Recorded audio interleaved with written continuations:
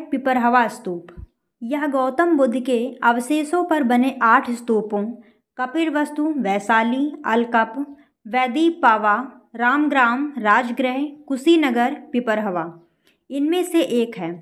तो गौतम बुद्ध के अवशेषों पर 8 स्तूप बनाए गए थे।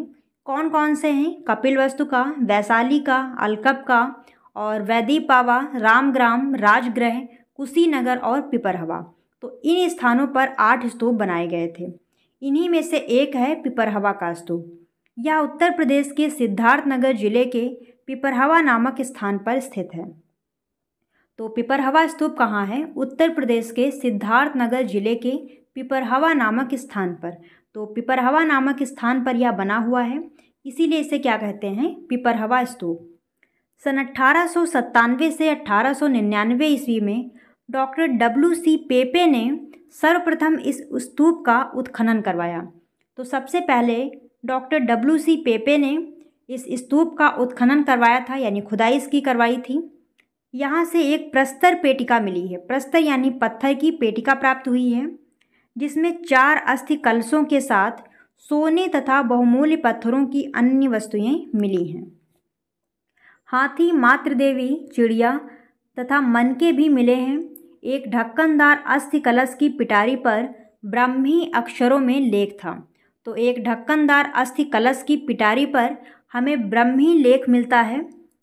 इस लेख के आधार पर व्यूलर तथा रिच डेविड्स ने इस अस्थि कलश में स्वयं महात्मा बुद्ध की अस्थियां मानी थी, किंतु फ्लीट महोदय का मानना था कि इसमें बुद्ध के परिजनों की अस्थियां थीं। तो यहाँ से जो अस्थि कलश मिला है, उस अस्थि कलश में व्यूलर तथा रिच डेविड्स ने माना है कि ये महात्मा बुद्ध की अस्थियां थीं, किंतु फ्लीट महोदय ने माना है कि बुद्ध की नहीं, ये बुद्ध के परिजनों की अस्थियां थीं। सन 1971 से 73 ईस्वी में भारतीय पुरातत्व सर्वेक्षण विभाग द्वारा करवाए गए उत्खनन से डॉक्टर KM श्रीवास्तव ने इस स्तूप के 3 निर्माण स्तर बताए हैं।